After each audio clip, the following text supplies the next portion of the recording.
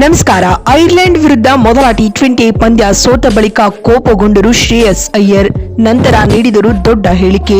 ವೈಭವ್ ಬಗ್ಗೆ ಹೇಳಿದ್ದನ್ನ ಕೇಳಿದರೆ ನೀವು ಕೂಡ ಸೆಲ್ಯೂಟ್ ಮಾಡ್ತೀರಾ. ಹಾಗಾದರೆ ಸುದ್ದಿಯ ಕಂಪ್ಲೀಟ್ ಮಾಹಿತಿ ಏನು ಎನ್ನುವುದನ್ನ ಇವತ್ತಿನ ಈ ವಿಡಿಯೋದಲ್ಲಿ ತಿಳಿಸ್ಕೊಡ್ತಾ ಹೋಗ್ತೀನಿ. ಆದ್ದರಿಂದ ಕೊನೆವರೆಗೂ ನೋಡಿ. ಆದ್ರೆ ಅದಕ್ಕಿಂತ ಮುನ್ನ ನಿಮ್ಗೆ ಏನಿಸುತ್ತೆ, ವೈಭವ್ ಸೂರ್ಯವಂಶಿಗೆ ಮೊದಲ ಟಿ20 ಪಂದ್ಯದಲ್ಲಿ ಅವಕಾಶ ನೀಡಬೇಕಿತ್ತಾ ಅಥವಾ ಇಲ್ವಾ ಎನ್ನುವುದನ್ನ ಕಾಮೆಂಟ್ ಮಾಡಿ. ಹೌದು, ಭಾರತ ಮತ್ತು ಐರ್ಲೆಂಡ್ ನಡುವಿನ ಟಿ20 ಸರಣಿಯ ಮೊದಲ ಪಂದ್ಯದಲ್ಲಿ ಟೀಮ್ ಇಂಡಿಯಾ ಮುಗ್ಗರಿಸಿದೆ. ಬೆಲ್ಫಾಸ್ಟ್ ನಲ್ಲಿ ನಡೆದ ಫಸ್ಟ್ ಟಿ20 ಪಂದ್ಯದಲ್ಲಿ ಟಾಸ್ ಗೆದ್ದ ಭಾರತ ತಂಡದ ನಾಯಕ ಶ್ರೇಯಸ್ ಅಯ್ಯರ್ ಬೌಲಿಂಗ್ ಆಯ್ದುಕೊಂಡರು. ಅದರಂತೆ ಮೊದಲು ಬ್ಯಾಟಿಂಗ್ ಮಾಡಿದ ಐರ್ಲೆಂಡ್ 20 ಓವರ್ಗಳಲ್ಲಿ ಕಲೆ ಹಾಕಿದ್ದು ಬರೋಬ್ಬರಿ 182 ರನ್ಗಳು. ಈ ಟಾರ್ಗೆಟ್ ಬೆನ್ನಟ್ಟಿದಂತ ಟೀಮ್ ಇಂಡಿಯಾ ಕೇವಲ 148 ರನ್ ಗಳಿಸಲಷ್ಟೇ ಶಕ್ತರಾಯಿತು. ಈ ಮೂಲಕ ಐರ್ಲೆಂಡ್ ವಿರುದ್ಧ ಭಾರತ 34 ರನ್ಗಳ ಐತಿಹಾಸಿಕ ಸೋಲನ್ನ ಎದುರಿಸಿದೆ. ಇದೇ ಮೊದಲ ಬಾರಿಗೆ ಟೀಮ್ ಇಂಡಿಯಾ ಐರ್ಲೆಂಡ್ ವಿರುದ್ಧ ಸೋಲೊಪ್ಪಿಕೊಂಡಿದೆ ಸ್ನೇಹಿತರೆ. ಇನ್ನು ಈ ಸೋಲಿನ ಬಳಿಕ ಮಾತನಾಡಿದ ಭಾರತ ತಂಡದ ನೂತನ ನಾಯಕ ಶ್ರೇಯಸ್ ಅಯ್ಯರ್, ಬೌಲಿಂಗ್ ವಿಭಾಗದಲ್ಲಿನ ತಪ್ಪುಗಳು ಹಾಗೂ ಮಿಡಲ್ ಓವರ್ಗಳಲ್ಲಿ ರನ್ ನಿಯಂತ್ರಿಸಲು ಸಾಧ್ಯವಾಗದೇ ಇದ್ದಿದ್ದು ಸೋಲಿಗೆ ಪ್ರಮುಖ ಕಾರಣ ಎಂದು ದೂಷಿಸಿದ್ದಾರೆ.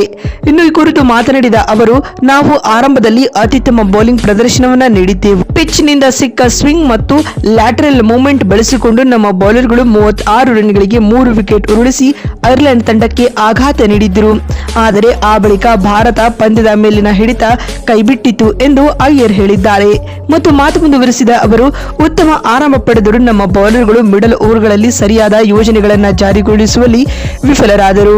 ಈ ಮೈದಾನದ ಮುಂಭಾಗದ ಬೌಂಡರಿಗಳು ಚಿಕ್ಕದಾಗಿವೆ ಎಂದು ಎಲ್ಲರಿಗೂ ಗೊತ್ತಿವೆ. ಆದ್ಯಾಗೂ ನಮ್ಮ ಬೌಲರ್ಗಳು ನೇರವಾಗಿ ಶಾಟ್ ಬಾರಿಸಲು ಹೆಚ್ಚಿನ ಅವಕಾಶ ಮಾಡಿಕೊಟ್ಟಿದ್ದಾರೆ ಎಂದು ಶ್ರೇಯಸ್ ಅಯ್ಯರ್ ಬೇಸರ ವ್ಯಕ್ತಪಡಿಸಿದ್ದಾರೆ.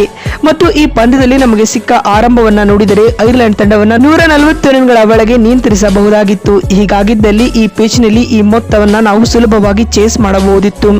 ಆದರೆ ನಮ್ಮ ಬೌಲರ್ಗಳು ಡೆತ್ ಓವರ್ಗಳಲ್ಲಿ ಸಿಕ್ಕಾಪಟ್ಟೆ ರನ್ ನೀಡಿದ್ದಾರೆ.